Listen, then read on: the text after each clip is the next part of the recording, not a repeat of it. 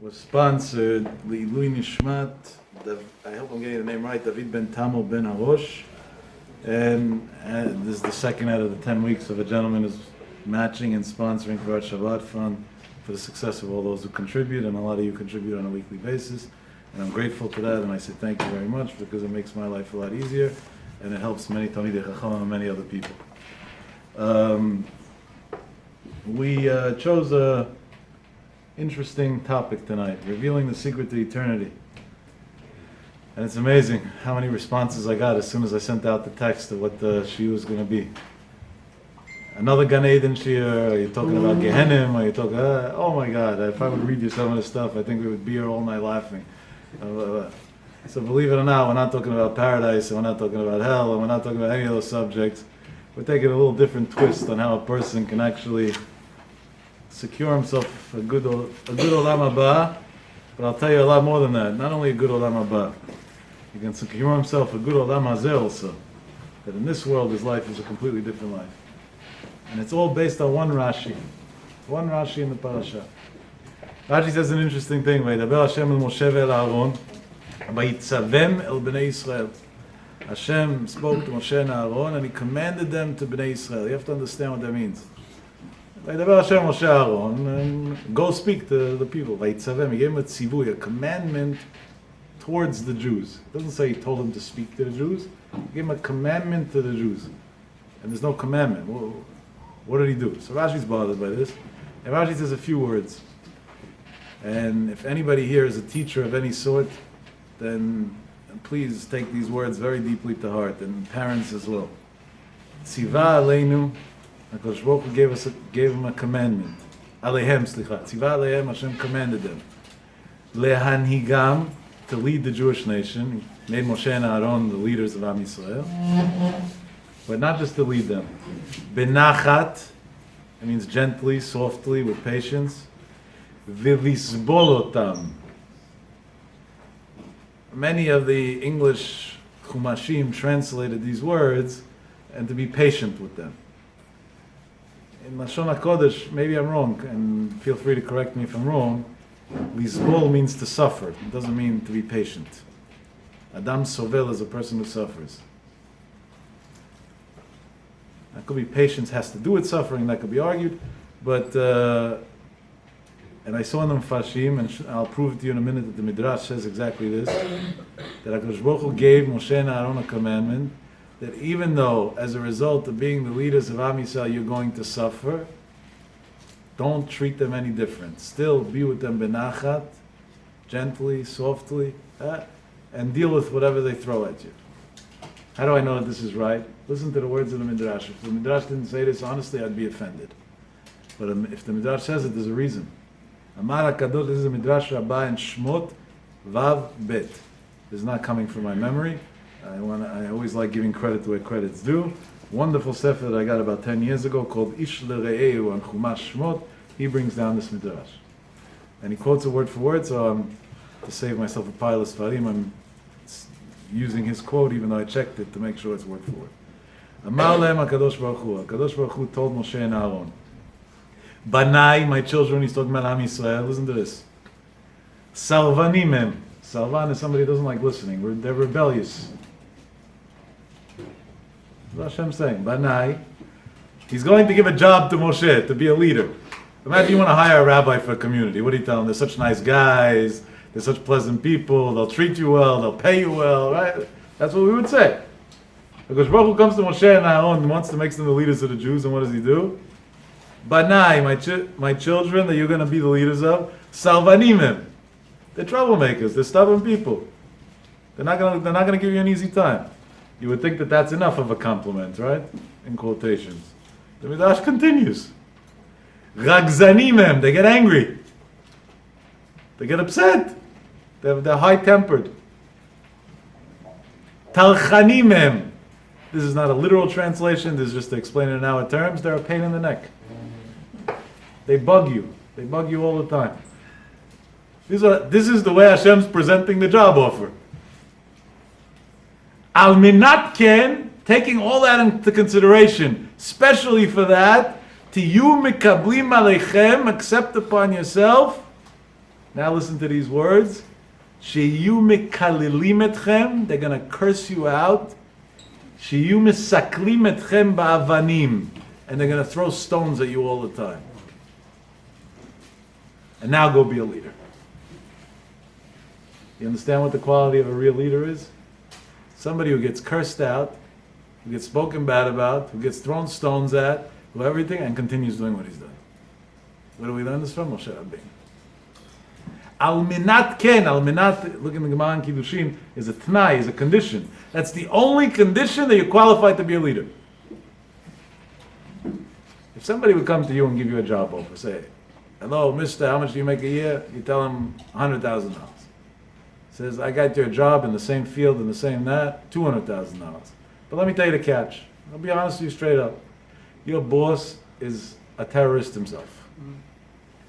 You're going to come 1 minute late, he's going to, the whole day, give you attitude. You're not going to finish the work at the pace that he decided that you have to finish it. He's going to call you names and humiliate you. And guess what? Every day when you leave work, he's going to look, when you go outside the door, he's going to stand by the window of his office, and just for fun, he's going to throw some rocks at you. Would you take the job for another $100,000? You'd say, I'd rather be poor, starve, and not do that. Right? No, nobody would take it. Almost person wouldn't take such a job. HaKadosh Baruch Hu is coming to Moshe Rabbeinu, to Aaron HaKohen, to the people that he says, B'chol beiti ne'emanu, the most trusted people by him. And he says, Banai, my children, Salvanim, Ragzanim, they're high-tempered, they're not going to listen to you, they're going to be stubborn, Talchanim, they're going to be a pain in the neck, they're going to give you trouble. And with all of that, accept them. And if you think that's bad enough, at the end, the thank you is going to be that they're going to throw stones at you. And the truth is, what happened to Moshe Rabbeinu? Exactly that. What do Chazal teach us? Moshe Rabbeinu went through a few interesting episodes in life. Chashdu alei shetish, they said he wasn't faithful. That's why he got divorced. They said he stole money. That's how he was rich. Right? Hashem gave him psol lecha, that the valuable stones from the luchot, when he engraved the second luchot, should be his. That's how he had money. The Jews accused him he's stealing money.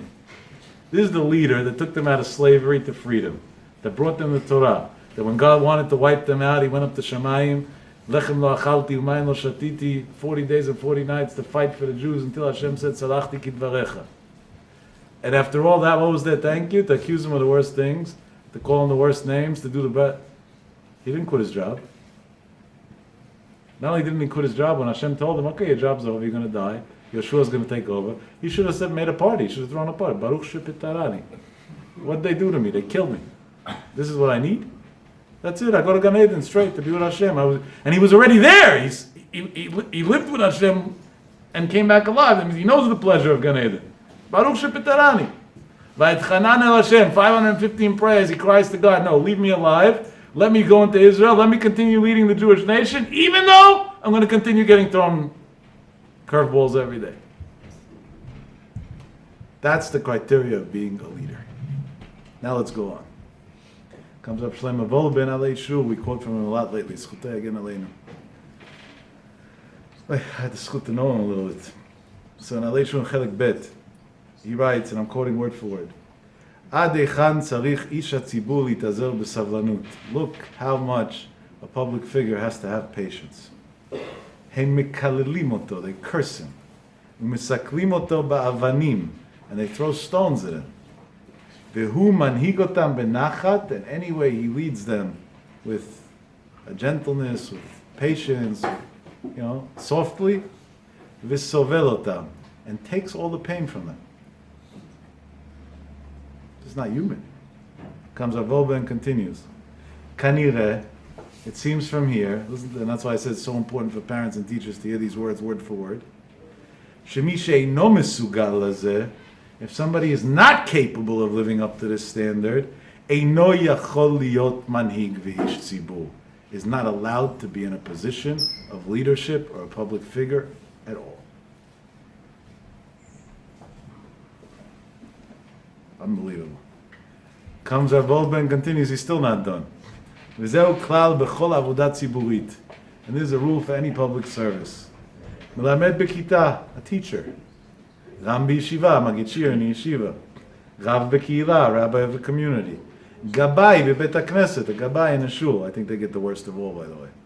Or askan tziburi, or a public figure who helps people out, whatever. I don't know how you translate that exactly in English.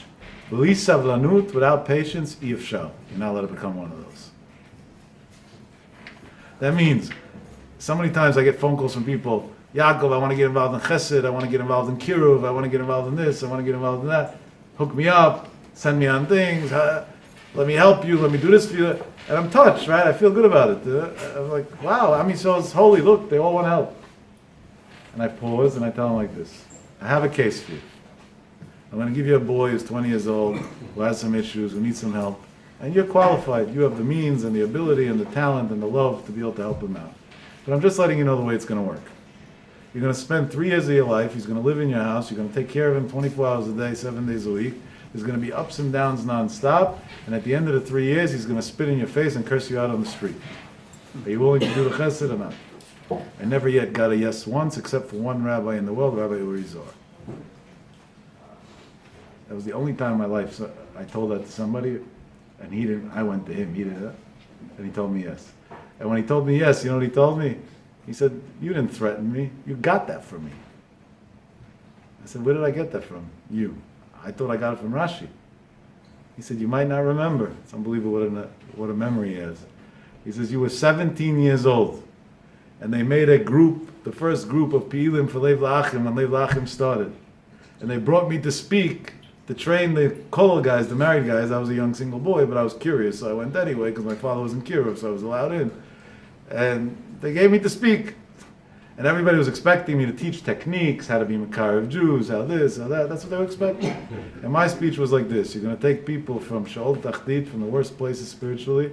You're going to bring them up to the highest levels, and the day that they're at a high level, they're going to spit and trample on you. If you're willing to do it, volunteer. If not, please leave, and most of the room left. I didn't remember the story, the truth is, but he reminded me of the story. Unbelievable thing. But this comes from Rashi and the Midrash. That's who's worthy of being a mani. Now this is the extreme. So let's take it to the less extreme so we can relate to it better. Somebody wants to become a teacher. Or they take a job as a teacher. Out of 25 kids in a class, some classes have a lot more than 25 because the schools or whatever the calculations are. I never understood that, but whatever. I don't understand how a teacher could teach 15, forget about 40. But there's going to be a few kids that come from rough homes, that have trauma, that were abused as children, other things. There has to be a few statistically, right? And those kids are going to give you a hard time. Not only that, they're going to make a ruckus and circus out of your whole classroom. Are you able to be patient with them? Are you able to talk to them, to figure out what's bothering them and to help them not do that anymore? Or are you going to throw them out and send them to the principal every day? If your solution is to send them to the principal, you cannot be a teacher. What should you do? I don't know, go clean bathrooms, but you cannot be a teacher. Because when Rashi gives you the criteria of what it means to be in the position of leadership, to train others, that's the criteria. Unbelievable thing. Now let's continue. You thought we were done. This goes a lot further. When Moshe Rabbeinu's job was over, who took over the Hanaga, the leadership of Klal Yisrael? Yoshua. What does Hashem tell Yoshua? Hashem tells Moshe, Kach et Yoshua bin Nun, v'tzivita oto. God tells Moshe Rabbeinu, right, Bamidbar Chav Zayin, I think Pasuk Yutet, take Yoshua bin Nun, I skipped a few words, and command him. What are you going to command him? Comes Rashi. V'tzivta oto al Yisrael. Command him, meaning give him over about the Jews. What should you tell him about the Jews? Da, Yoshua, you should know. Shetalchanim hem. That they're going to be a pain in the necks to you. Salvanim hem. They're going to give you a hard time. They're not going to listen to you. Al menat shetekabel alecha. And with that, take them and be their leader. Accept them for who they are. And Yoshua stuck to it. We see it clearly in Navi and in Chazal and so on. There is a wonderful sefer called Ma'alat HaMidot. I don't know if it exists in an English version, but if it does, it's for those who don't know Lashon HaKodesh well, it's definitely a worthwhile sefer to study. I know communities that even have a regular shiur in this sefer Ma'alat HaMidot. Character traits. Kach lechat Yoshua bin Nun, it says in the Sefer, an unbelievable thing. Asher ruach bo, right? That's what it says in the pasuk. Those are the words I skipped. Asher ruach bo, that he has a spirit in him. The pashtut, what would we think? Ruach means like lashon hakodesh, ruach hakodesh, or I don't know, something like that. That's what we associate things with. Listen to what it says. Over there in the Sefer he says, wait a second. Ruach really means spirit, life. What, other people are not alive? So what's ruach bo? Shehaita rucho nocha, that his spirit, meaning his attitude, was pleasant. V'lishono, and his language, raka, was soft. Lisbol et abriot, to tolerate creation, not even Jews, all of creation, all of mankind, he had patience to tolerate. Say Lumad, go and learn.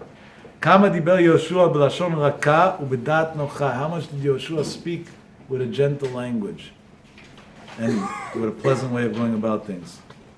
And he quotes where it comes. For example, B'ni, he talks to Am Yisrael, my child, Sim na kavod la'Hashem Elokei Yisrael v'ten lo todah. Please give respect to God and say thank you to him. Pasuk in Yoshua Perek Zayin. What does that mean? First he comes to them, B'ni, my son. He gives him the love, the affection. Only then he also sticks in, now through B'ni, come to HaKadosh Baruch Hu and do what you got to do. And like this, there are many psukim that I'm skipping that he brings down over there, but that was just for the theme of it. And he continues over there and he says an unbelievable thing. He said when a leader or somebody who deals with people wants to understand what his role is, he has to know how to carry the weight and the suffering of the tzibur. We spoke about that in last week's shiur. How could he do it? What does it mean? So he brings down a Gemara Masechet Sanhedrin Daf Chet. V'atzaveh et shoftechem ba'et hahi. I will command your judges at that time. The Gemara says, Azara ledayan she'yizbol et hatzibur. It's a warning to a judge in Jewish court that he should have patience, he should be soft and patient with the people that come to him for the Dinei Torah. No. So come Chazal and ask, Ad kama, what's the limit? How much patience do you have to have? Isn't there a point where you say enough is enough? It's abusive already, enough. You treat me like that, I don't want to deal with you. Come Chazal and say, Amar Rabbi Chanan v'itei Rab Shabtai. Rabbi Chanan says it may be Rab Shabtai or Rab Shabtai. Kasher yisa ha'omen et hayonek. Right, a pasuk in Bamidbar Yud Aleph Yud Bet. Like a mother carries her newborn. The Baal Torah Tmima on the Torah, and his pirush on the Torah, on this pasuk, says, what's the Gemara talking about? What's the connection between a mother and a judge? It's two different fields. One has nothing to do with the other. If you compare a pediatrician to an internal medicine doctor for adults, or there's a comparison. They're in the same profession. A mother is an unbelievable skill, but it has nothing to do with a judge. A judge is a judge. A mother is a mother. One has nothing to do with the other. Imagine somebody went and tried to get admitted into the Supreme Court. Well, today, I don't know, you can probably get admitted with anything. But in days that there was still a normal court system, and they said, what are your qualifications? Do you have a law degree? No. Did you ever study law? No. Did you do this? No. What are your qualifications? I was the best diaper changer of 5 kids that I had. Everybody would laugh, right? And Chazal say, what's the qualification of a judge? A mother. The Torah Tmima says, what's the connection? Comes the Torah Tmima and says an unbelievable pshat. This is priceless. It was worth the whole shiur just for this pshat. He says when a mother has a child, a newborn, is it pleasant? Is it easy? Pain in the neck. Ask your mom how you behaved when you were a kid. My mother told me that she thinks I cried more as a baby than the whole Klal Yisrael cried for Churban Beit HaMikdash since the temple was destroyed. That's what she told me one day.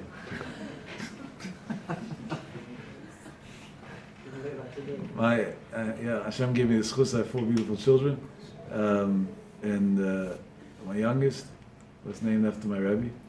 And when he was growing up, he was a little kid. He used to cry a lot at night. But to the point that we couldn't, it was hard to keep him intact, you feed him, you hold him, you this, you that, yeah. doesn't work. And this baby was named after my Rebbe's father. Not my Rebbe, my Rebbe's father. He said, my Rebbe's Ashkenazis, they don't let you name when they're alive. So I called up my Rebbe and I said, listen, my daughter, I named after somebody else, my mother. And she slept through the night, right away. This one, I named after your father, and he cries all night every night. I said, what went wrong? They say the name has an influence on a kid.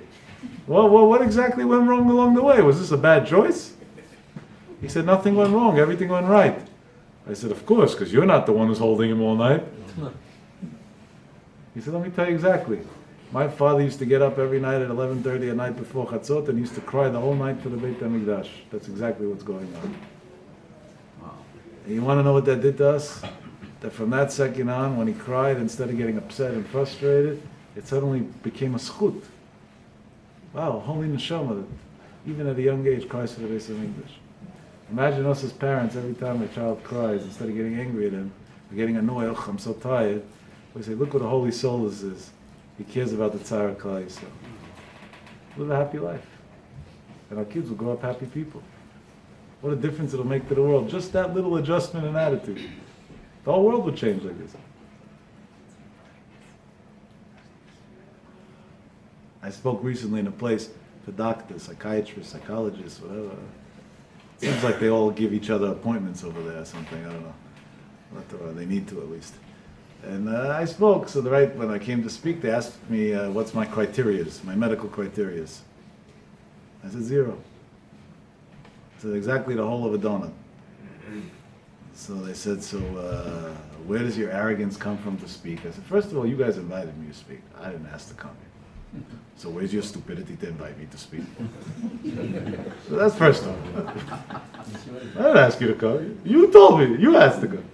So where's your stupidity? What do you want from me? That's number 1. I said, number 2, let me tell you where it comes from. They said, what? I said, life experience. An experience is worth more than anything. Life teaches you the best school that exists. We had a discussion, it ended up working out really well. We, all different debates and modern versions of treatments and whatever. And of course, I was very careful every 2 minutes to say, I'm not a doctor, I'm not qualified to say this, I'm just saying an unprofessional opinion, I don't want any lawsuits. And at the end, there was a question and answer session. And I overheard before I spoke 2 doctors, that one I have a lot of respect for, what happens to be, saying, we're going to eat them alive by the question and answer session. So first they started with the older age, the cause of drug addiction, to this, to that, and I went and threw out all the out-of-the-box ideas that I always believe in. And they fought with me, but at the end they conceded.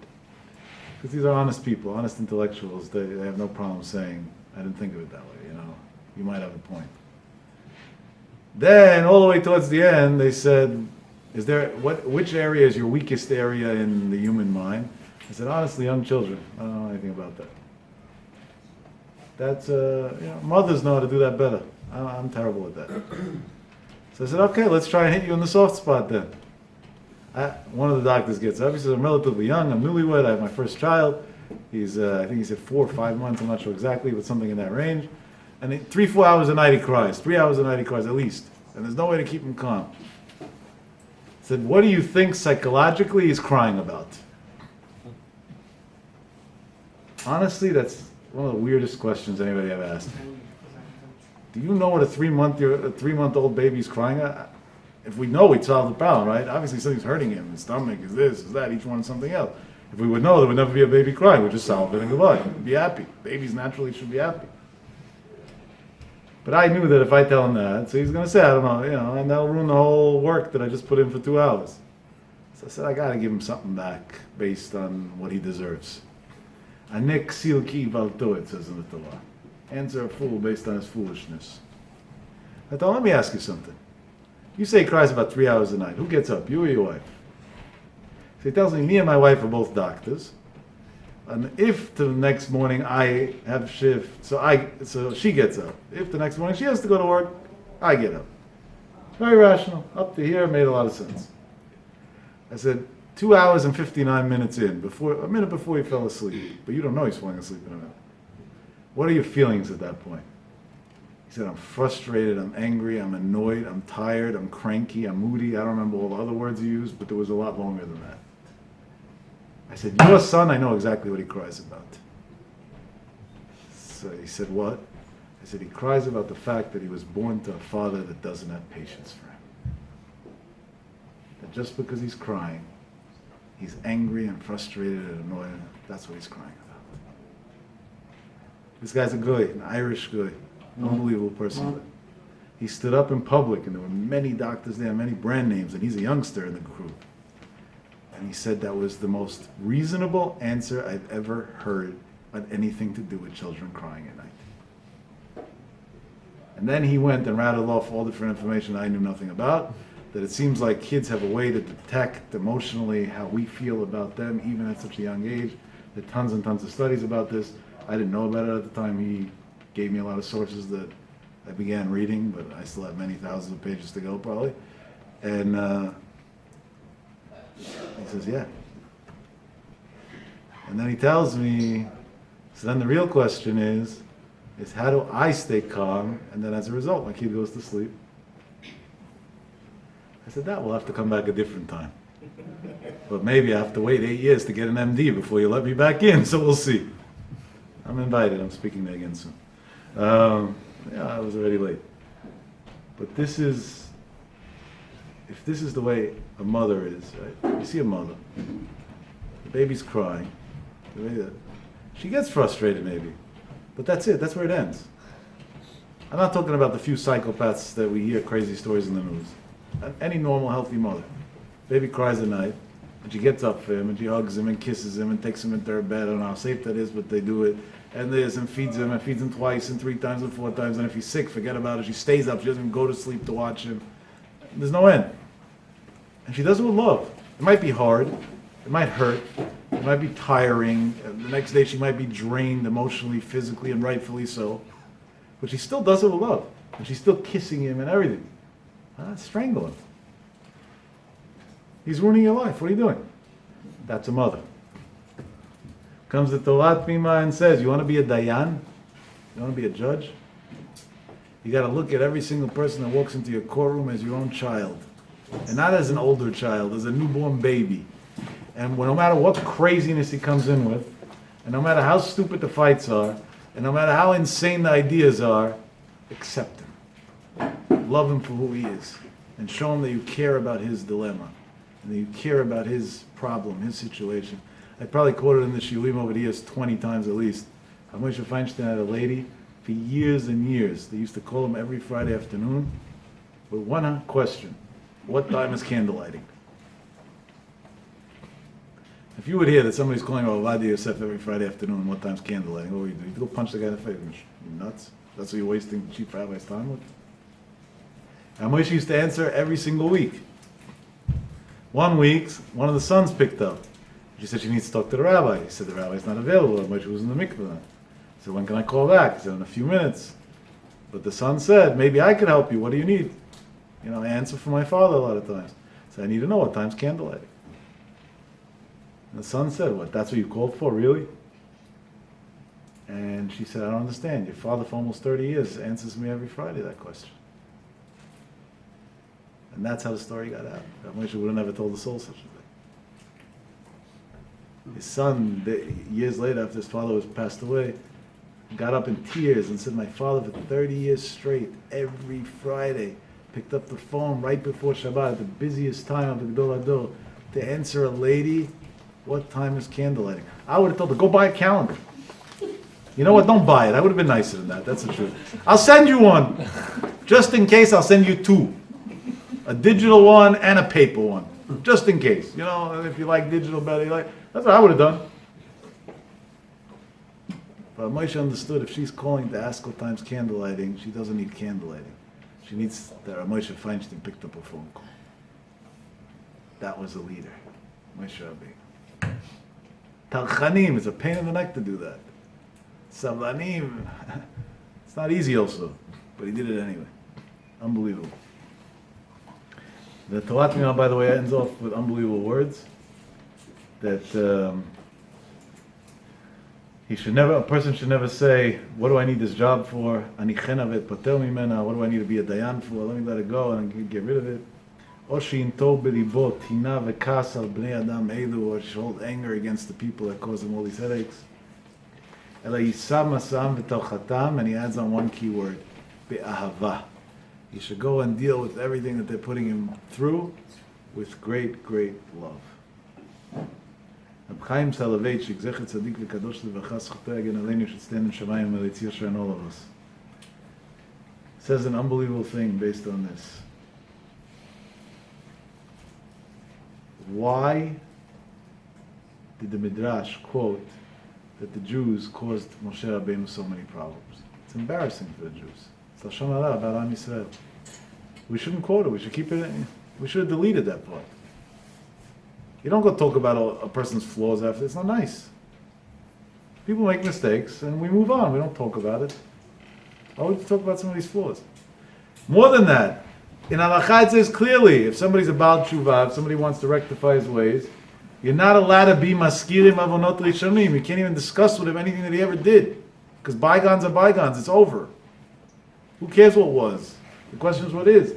And the Midrash, Lenetzach Nitzachim, Torah Emet, HaKadosh Baruch Hu puts in the Midrash forever that the Jews went and accused Moshe Rabbeinu and abused him in such terrible ways. Why would the Midrash do that? It's against everything we say.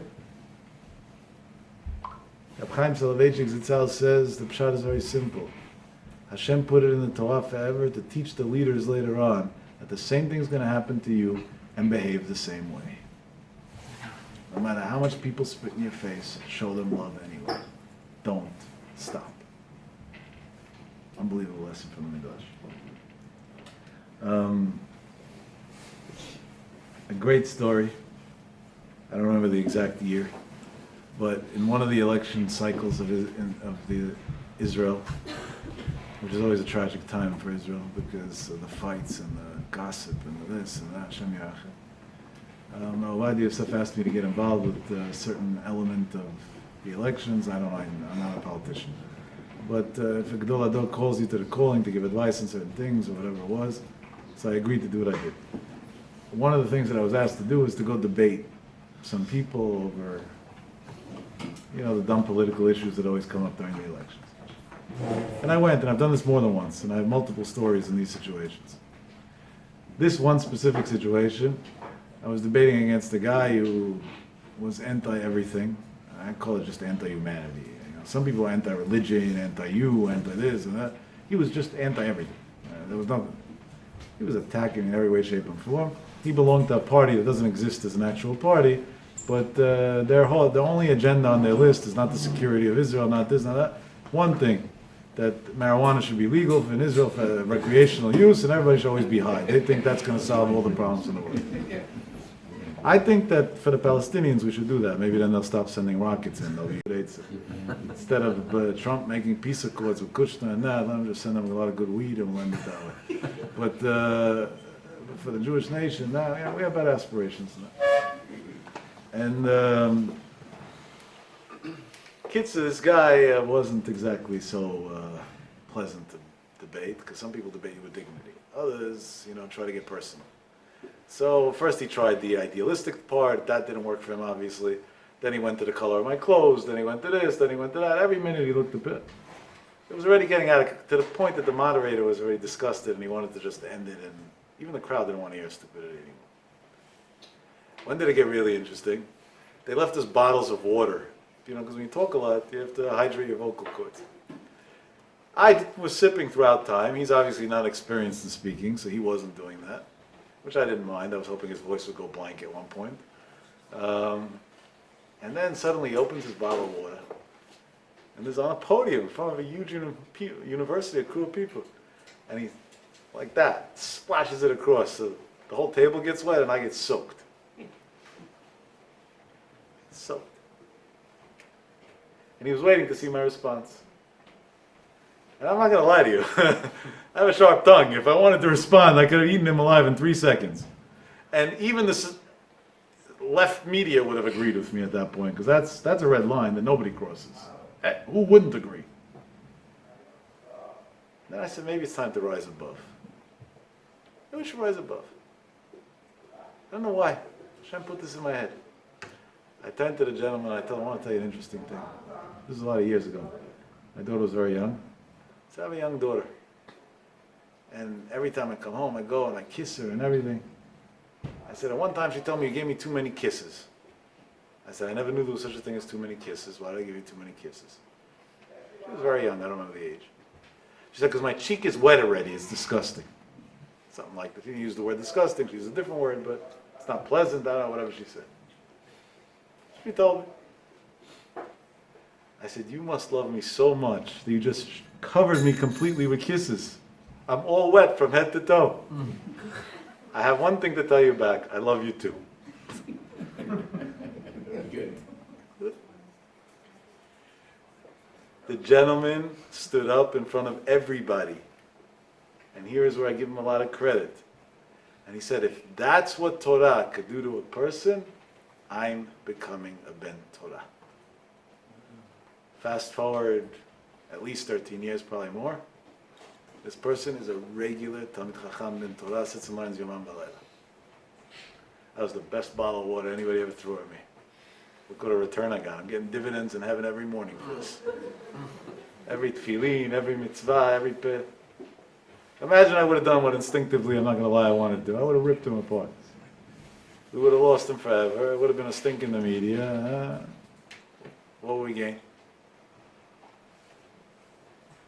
That's what HaKadosh Baruch Hu told Moshe Rabbeinu. What's the benefit in fighting back? So he says, I did. A leader has to be light years ahead of that. Just go on just take the high road. Don't take the low road. Don't be a baby. Take the high road. That's a great lesson for life in general on how to deal with people. Chaim Soloveitchik, it's brought down in Uvdot, the Beit Brisk. It's a couple of volumes about the different rabbis in the lineage of Brisk. They were once in the middle of a Din Torah, and one of the people in the Din Torah spoke very, very nasty to one of the Dayanim. So Chaim Soloveitchik stopped the Din Torah right away. And everybody looked like, why are you stopping it? And they thought he's stopping it because the guy spoke nasty to him. He said, I'm not stopping it because of what he said. I'm stopping it because at this point, the Dayan is already hurt personally. So there's a good chance that he's going to fire back or give a psak halacha against him because he was hurt.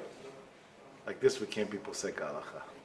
Let's all go home tonight, we'll work on amidot, we'll forgive him, we'll love him, and tomorrow we can discuss the halacha again. That was the way the Torah giants looked at the right way to go about things. Unbelievable. Last week we quoted from the Pele Yoetz when it came to Noseh Bo'olim Chavero, I think. So this week we're going to quote from the Pele Yoetz because he promised, right? Lezer Papa promised if you use the Sfarim, you quote from them, he's going to advocate for you in Shamayim. That's a great lawyer to have in heaven. We all need him.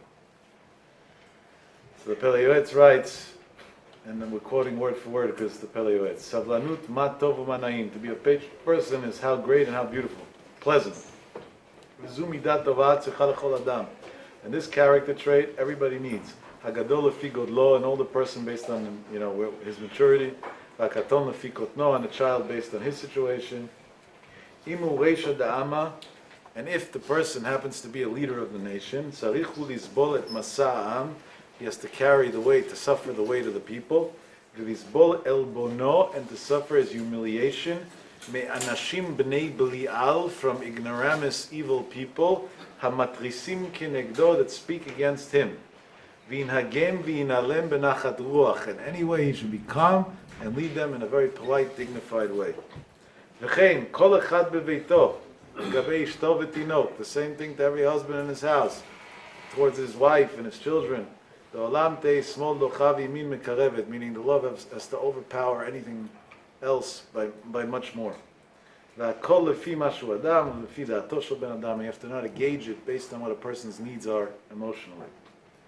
And he continues, lefi midotav, lefi hasha'ah, different times in history, need different treatments. And he goes on and on to say how to do it.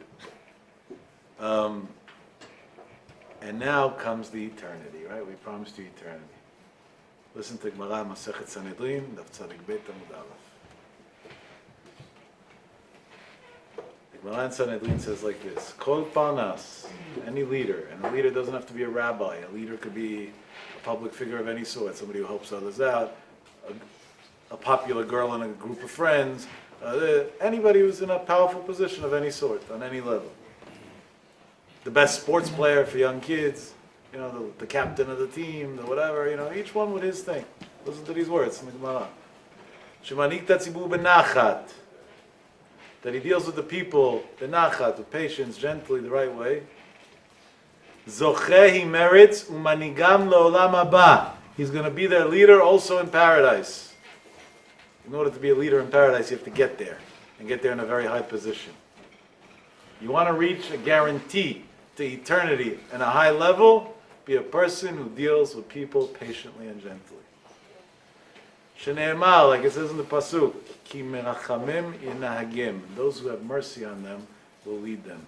Al mabuei mayim yenalem. And Rashi says, merachamim ba'olam hazeh, somebody who has mercy on Am Yisrael in this world, yenhagim ba'olam haba. He will lead them in the world to come.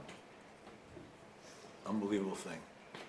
Comes to Maharal Prague in the Sefer Netivot Olam and writes, in this world there's no peace. Anybody here could say they have peace? Sometimes we say, I wish I had 5 minutes of peace today. Just 5. That would also be nice. Every minute something else. And in the cell phone era, forget about it. It's for sure no peace. I mean, not even for a quarter of a second.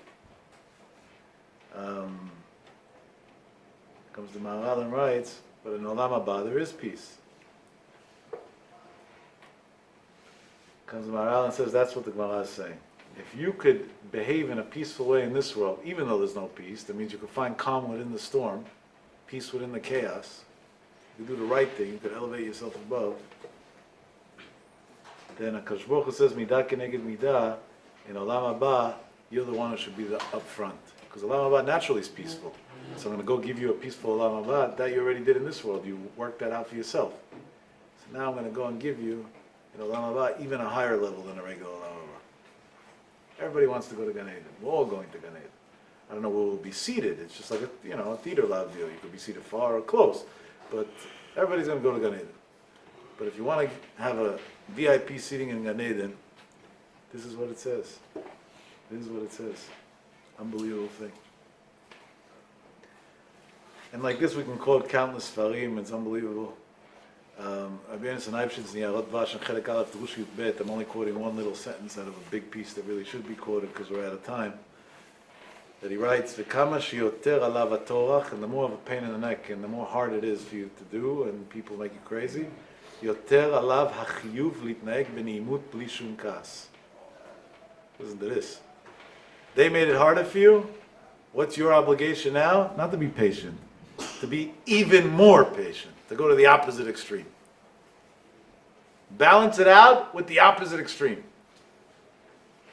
So many times, ignorant parents tell me, and I don't blame them, chas v'shalom, it comes from a mistaken understanding basics in Torah. He disrespected me, I'm going to show him. What are you, stooping to a 4-year-old's level? And what are you teaching the 4-year-old? That you're 4, so why should he ever respect you? If that's the level field that you're playing on, why should he ever give you any respect? That's the game you're playing. Are you serious? Here's that. He, she, he did, I did. It. Our whole life revolves around that. He did, I did. She did, he did. Grow up. 2 words. That's my answer to all parenting problems. Grow up. Rise above. Show an example. Be something. Show patience. Show sacrifice. The kama, remember these words. The harder it is and the more problems they give you, it's a greater obligation to behave pleasantly, bli shum kas, without even a drop of anger. And then he writes about himself scary words. Woe to me. Even me, there's Rav Yaakov, even I fall into this trap sometimes of not having the patience.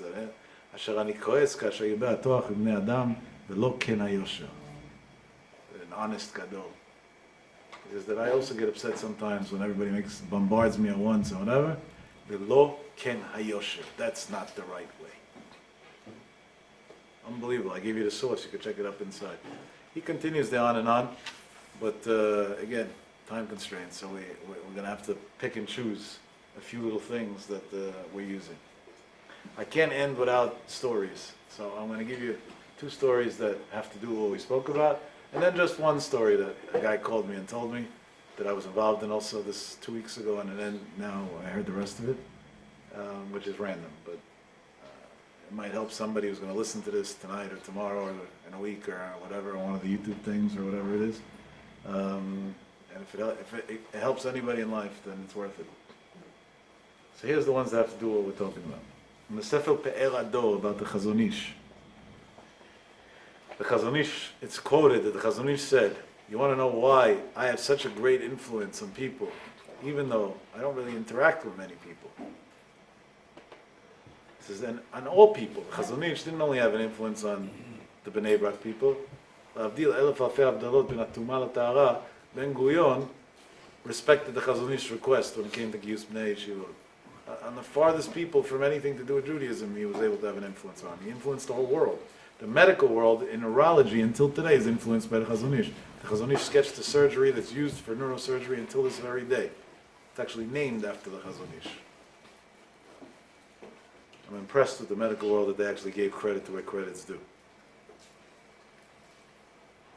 You would think, why did the Chazon Ish have such an influence? Because he learned Torah non-stop.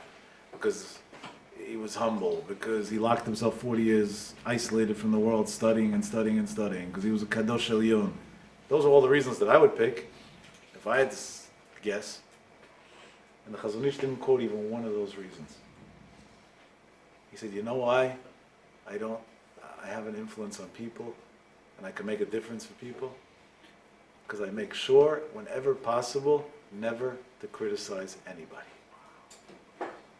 Never to give any criticism to anybody. Chazon Ish! Chazon Ish is definitely on the most right wing of the spectrum, right? His Piskei Halacha are almost in every area the most fanatic that exists. What's a real right wing? What's a real person who's Shomer Torah Mitzvot? Sha'ani mima'et. I look to minimize to zero. La'ashmiya dvarim be'arot. You don't have to give words and commentaries. Nobody's interested in your criticism. Once, a person went into him and told him that there's a terrible thing going on in the community and whatever, and he has to put his foot down and say something about it. And Chazon Ish answered this person, who happened to have been a big Talmid Chacham, these words, and I'm quoting word for word. Mitchashvim midvarai. People take my words into consideration. Mishum sheineni medaber b'charifut, because I never speak harshly. Chazon Ish. Mitchashvim midvarai. Why do people take into consideration my words? Mishum sheineni medaber b'charifut. Now I'm going to tell you something mind-boggling. The Kedusha of Am Yisrael, the days of Shovavim, right, revolves around mikveh for both genders. I don't know if you're aware, but the way almost all our mikvahot in America, except for those that are built in a specific way that the Satmar Rebbe held and others, whatever, are all relying on a way that the Chazon Ish understood on his own, a Mishnah and Masechet Mikvahot, and came up with a certain heter, an idea of the way we could bring the water into the mikvah for it to be a kosher mikvah. That means the whole Klal Yisrael, all our children that are born pure, all the generations forever, are all based on one psak of the Chazon Ish. You know what an influence that is? Forever and forever, that's the way it's going to be. Because the way things change, the technology, and the way the world is built today. If somebody speaks nasty to people and harshly to people, what's he saying? He's saying that by me, the Chazon Ish psak halacha, they have to speak benachat, is wrong. We got to check if his kids are kosher. We got to check if they're pure. Because he's saying that the Chazon Ish psak is not valid. The Chazon Ish psak is not valid, so his psak in mikvah is also not valid. He wasn't right there and wrong there. Can't pick and choose. It doesn't work like that. Mikuli de Shammai and Mikuli de Hillel is called Shoteh. The Gemara says, a fool. Rav Shmuel Alevi Vosner, Zecher Tzadik v'Kadosh Levacha, that I had the schut to be mishamesh for a while. Once told somebody, and I heard this from him a little bit differently, but I'm going to quote it from the person he told it to because he was a Talmid Chacham, so it's more respectful to quote that. He said, "Imarim koli kishofar." If I'll raise my voice out loud, meaning I'll talk tough to people, I'll say tough things, harsh things. Afsid kol sikui. I will destroy any chance להשפיע אצל רחוקים, to influence anybody who's distant from Torah, ויצא הפסדי בשכרי. And I will lose anything I ever did good with the loss that I'll create for the Jewish nation. Sometimes people tell me about clowns that speak and threaten everybody that they're going to hell and the world's coming to an end and this and that, and then they have the arrogance to say, I'm the only one who says the truth and whatever. Yeah, Nebuch Hashem should send these people to Fuash Lema, B'meila. Look how many people he made religious. I said, first of all, the answer is not even one. Second of all, how many hundreds of thousands of people did he make not religious along the way? If there was 5 that happened to get closer to Judaism because of this drug addict, how many tens of thousands or hundreds of thousands ran away from Judaism and don't even fast Kippur anymore because of the stupid things that these people say? Did anybody ever weigh that out? Anybody think about that? Say we have a Psak Halacha from Gdolei Yisrael, the Chazon Ish, Rav Vosner, and many others. We could list for hours and hours. You think you're smarter than them? I'm not smarter than Chazon Ish. Batla dati etzad dato. Who am I? I'm not even dust under his feet. Rav Vosner liked giving people attention, so he was warm to me, made me feel good. He used to tell me, Rav Yanko, yeah. But he knew I needed attention, so he gave it to me. Fine. That was also part of his chesed. Halavai, when I'm 120, I should know 1% of the Torah that Rav Vosner knew when he was 18. I'll be in good shape. Very good shape. Rav Vosner writes, if I'm going to start making noise and threatening people and machaot and screaming, and what's going to come out of it? Nothing. Zero. Nothing's going to come out of it. And the Chazon Ish had unbelievable patience, by the way. It's a very known thing.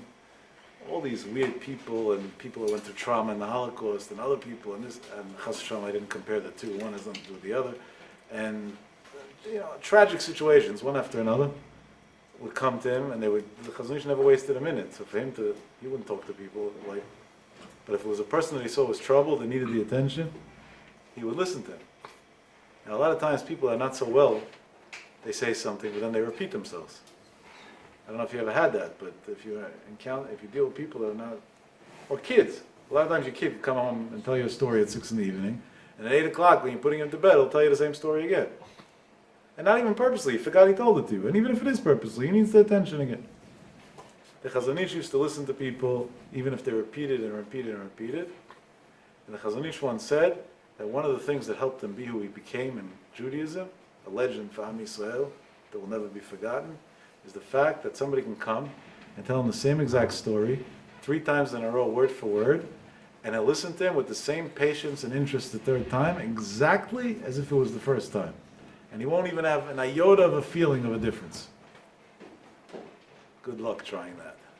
I tried it the other day, it's hard. I didn't even try it with a live person. I just tried replaying a story that I had on a video that somebody sent me 3 times in a row, but the 2nd time I thought I was breaking my phone. Thank God I remembered. The Gemara says, "Ashover kirim b'chamato, ein lo chelek b'olam haba," so I didn't break the phone. Apple stock tanked. I didn't buy a phone today. My phone stayed intact. But the 2nd time already, I was already done with it. A live person is so much harder. At least the video, you look away. A live person, got to give him attention.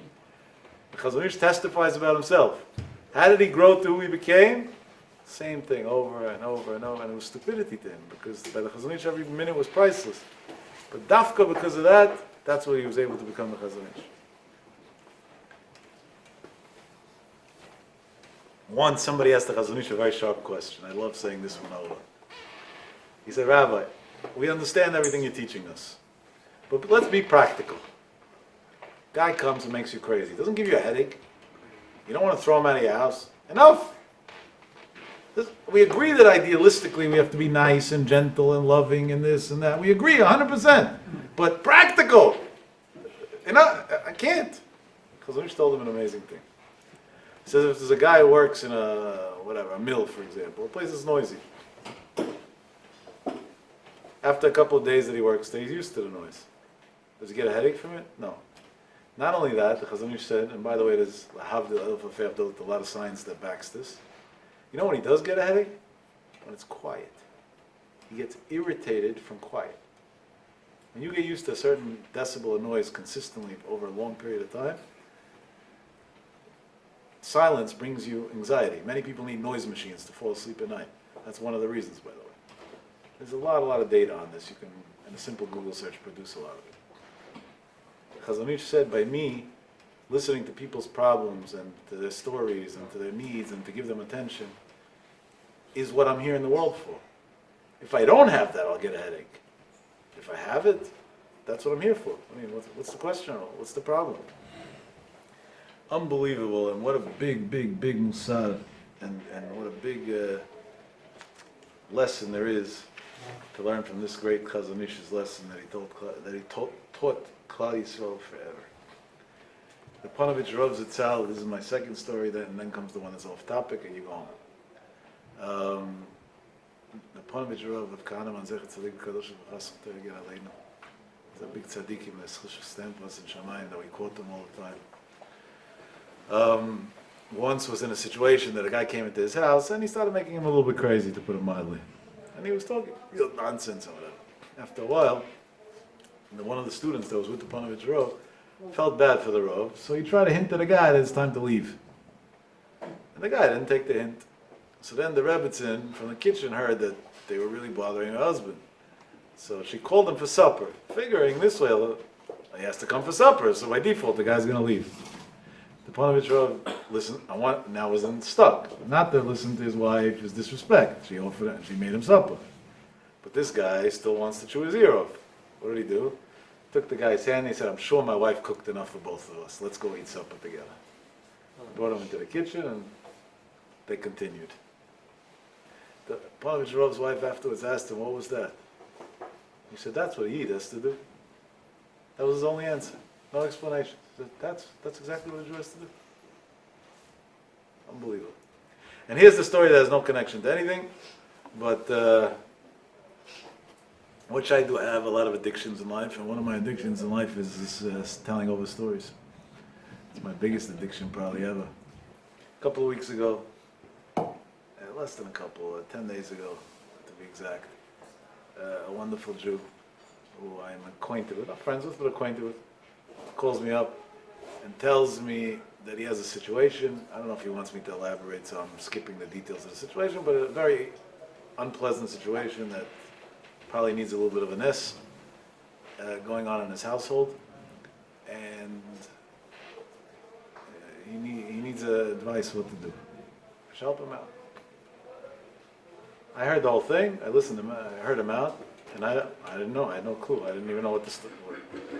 I said, "Listen, Tzaddik, I can come to your house. I could hug you. I could encourage you. We could learn Shara Bitachon together. But I don't know what to tell you. This is out of my area of expertise." So he tells me like this. It had to do with the medical world. He says the doctors all gave up. None of them have any answers. So I don't need expertise. So I said, "So what do you want?" He's Ashkenaz, this guy. And he says, I know the Sfardim, they have all these gulot.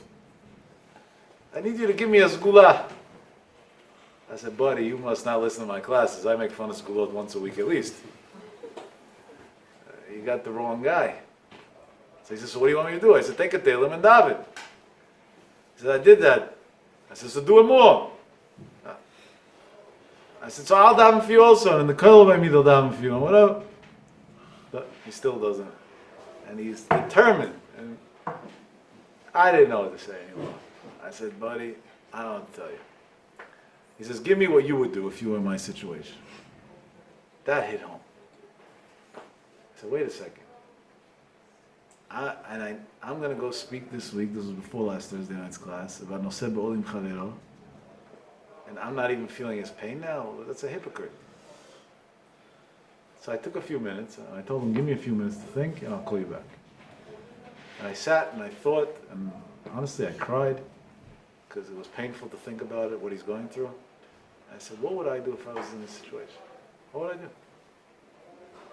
And the only thing that I was able to come up with, and I'm not saying that this is the right or wrong thing to do, this is just what I came up with, was I would go on a plane and fly to Germany, to the cave of the Baal Shem Michelstadt, which I'm addicted to. Another one of my addictions. Wow, I'm revealing a lot of addictions tonight. So they're going to send me to therapy. Good luck. They all tried it. They all failed on me. Um, yeah, the therapist told me I made them crazy. But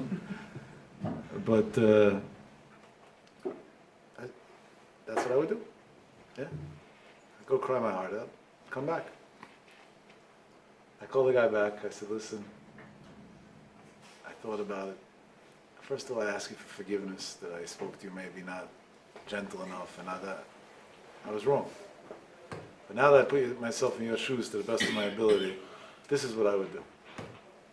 So he tells me, I was never in Germany in my life. I'm an Ashkenaz Jew. I can't go back to Germany after World War II. I don't know, all his theories and philosophies and whatever else. I'm not saying they're wrong, it's a matter of sensitivity, so it could be looked at both ways. My mom's dad is a Holocaust survivor, and when I asked him what he thinks about doing business and going to Germany and everything, he encouraged it in the strongest way. He said, if we don't go back, that means they won and we lost. We should go back and take our country back.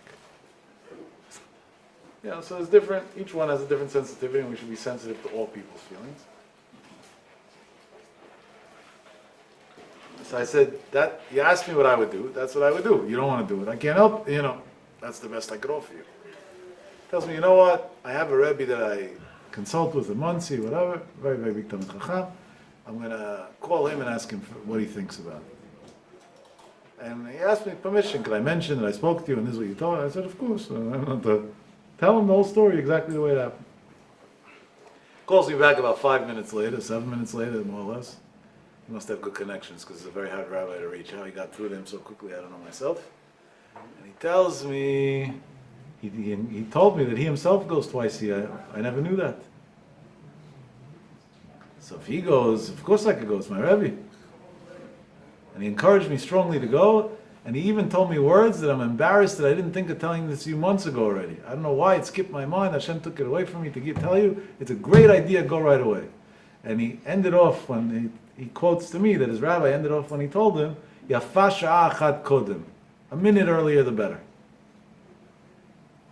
He tells me, listen, Yaakov, I've never been there. I don't know anything about the place.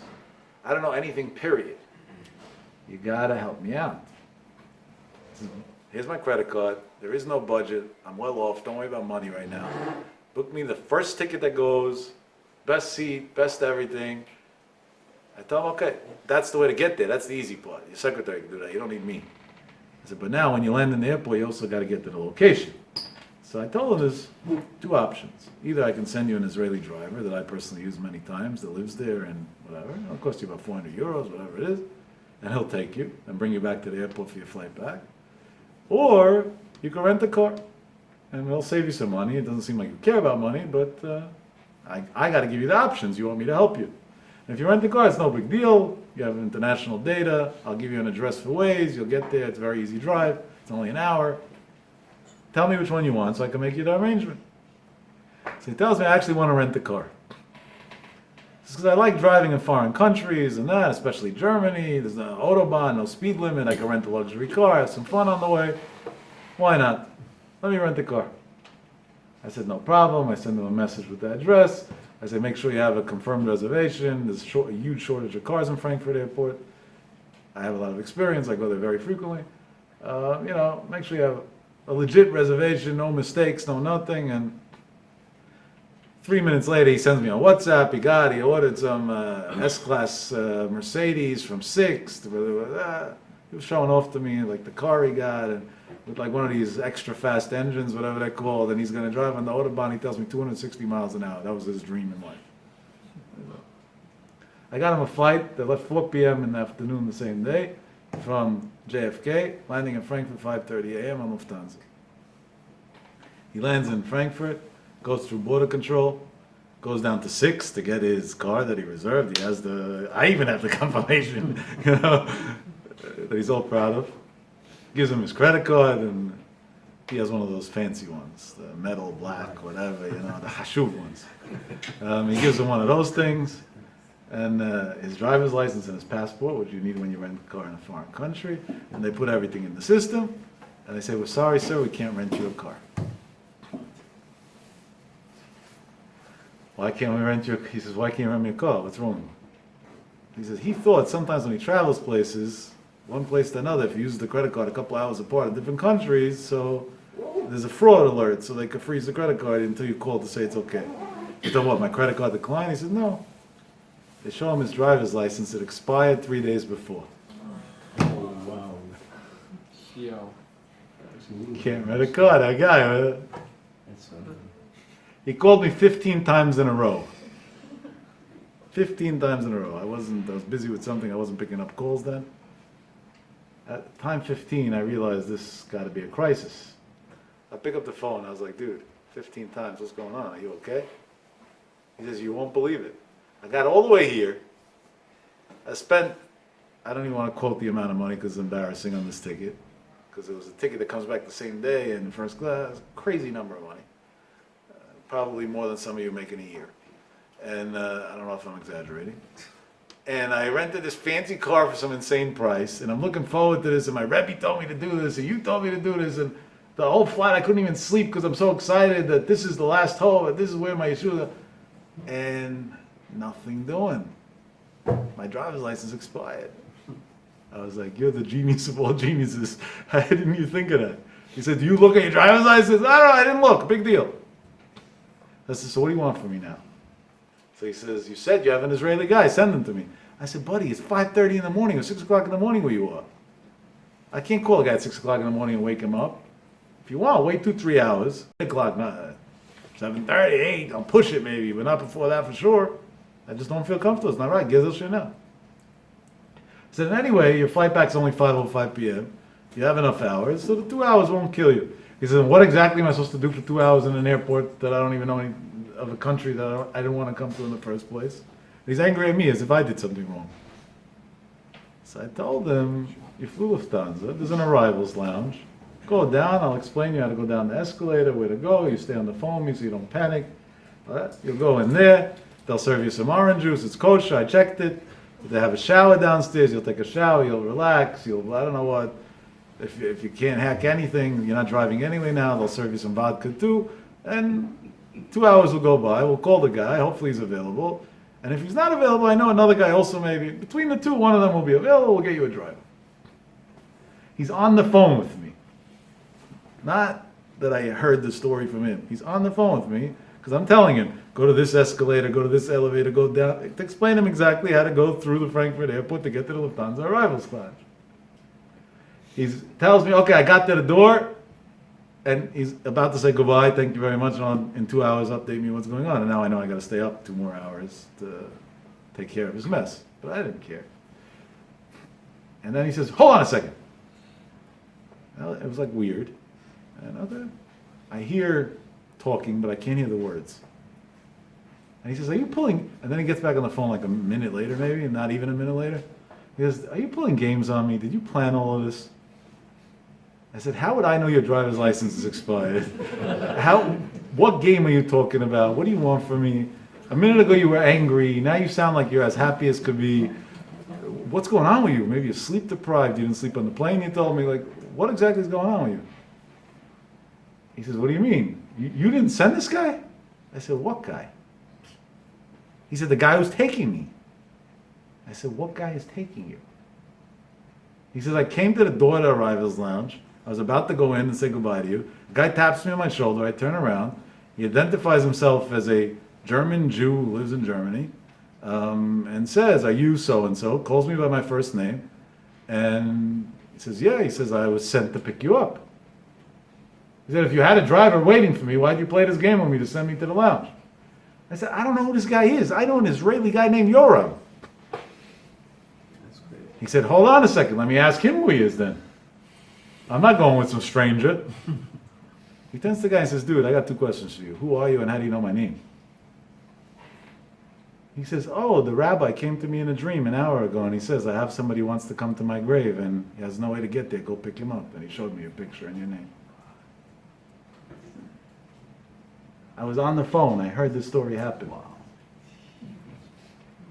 And this person took him in a car, drove him to the caver.